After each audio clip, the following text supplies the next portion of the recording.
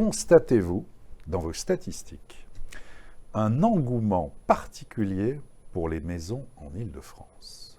Oui, ben là, on l'évoquait un petit peu tout à l'heure. Oui, c'est pas forcément la question piège, parce qu'on en a parlé depuis un an, et c'est vrai qu'il y a une vraie mode de la maison particulière, mais c'est dans toute la France, en fait. Mais la maître de Salle, on parle bien en tout cas, cet engouement qui était une tendance, et on l'a vu sur les sites immobiliers, beaucoup de gens rêvaient, mais ne passaient pas à l'acte. Est-ce qu'on a dans vos statistiques ce passage à l'acte sur certaines villes ou certaines secteurs dans toute la Grande Couronne. Pour les maisons, oui. Ça d'accord. Alors, j'ai envie de dire dans toute la Grande Couronne, mais aussi la Petite Couronne. Le problème, c'est que le parc immobilier des maisons, c'est 1/4 Petite Couronne et c'est 3/4 en Grande Couronne. Donc là où ça se passe, c'est quand même souvent en Grande Couronne. Et la Petite Couronne, il n'y a pas eu beaucoup de transactions l'année dernière. On a constaté ça. Pourquoi ? C'est tout bête. C'est parce que quand on a une maison en Petite Couronne, on s'y accroche et on ne la vend pas. Ouais. Et donc, à mon avis, c'est peut-être le manque de produits qui fait qu'il n'y a pas eu beaucoup de transactions sur la Petite Couronne. Mais Dieu sait que quand il y en a eu, c'est là où ça a le plus augmenté, il y a une augmentation de 9%. 9%, ce qui n'est pas négligeable. En Petite Couronne, c'est vraiment que tout le monde veut être sur ce secteur, qu'il y a peu de produits, et bon, voilà. Alors, ce qui explique aussi que les prix se soient maintenus à des niveaux élevés aussi. Très fortement. Voilà. Et maintenant, sur la Grande Couronne, c'est là où vraiment ça se passe. Jusqu'à présent, la Grande Couronne, les appartements montaient un petit peu plus. On dit, ça fait des années que les appartements montent plus que les maisons. Et bien là, pour la première fois, c'est les maisons qui ont monté plus que les appartements en Grande Couronne. Donc ça montre bien l'appétit des Franciliens pour les maisons.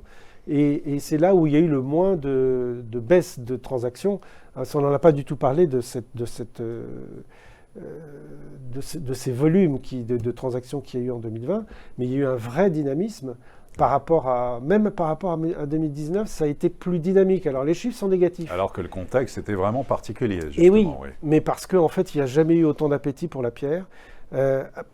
En fait, si vous voulez, il y a souvent quels sont les déclencheurs dans la pierre quand je veux bouger. Et l'année dernière, il y a eu un déclencheur très important, c'était la qualité de vie. Avec ce confinement du printemps. L'espace ou verdure. Ce qui a créé pas mal quand on pouvait déménager, parce que pas trop d'enfants et que le boulot pouvait le permettre, il y a eu vraiment cette pierre qualité de vie. Mais en dehors de cette pierre qualité de vie, il y a toujours ces impondérables qui sont la pierre retraite, la pierre sécurité, qui sont toujours là. Et les Franciliens le savent. C'est pour ça qu'il y a un appétit très fort pour la pierre.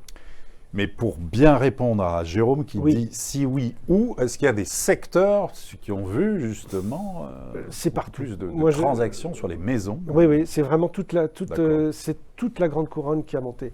Alors vous pouvez toujours avoir des villes ou des endroits où ça a monté un petit peu plus, mais globalement c'est toute la région parisienne et la Grande Couronne qui a monté. Et ça continue. C'est ça par contre qui est intéressant de noter, c'est que alors qu'il y a une inversion des prix qui s'est faite à Paris et sur les appartements Petite Couronne, cette inversion ne s'est pas encore faite pour les maisons. Et peut-être qu'elle ne se fera pas.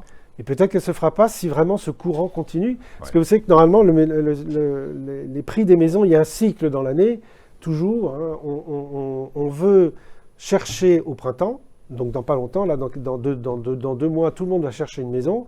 On va essayer d'acheter cette maison avant les vacances, faire les travaux pendant les vacances et arriver en septembre avec les enfants dans la nouvelle école. Ça, c'est le cas classique. L'année dernière, ça ne s'est pas du tout produit comme ça à cause du confinement.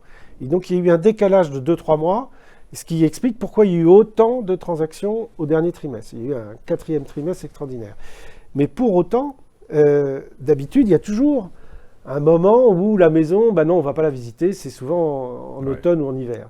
Et là, il n'y a pas eu. Il n'y a pas eu cet effet de saison qui fait qu'il y a un moment, ça s'est calmé. Donc, on pense effectivement que ça va continuer à monter.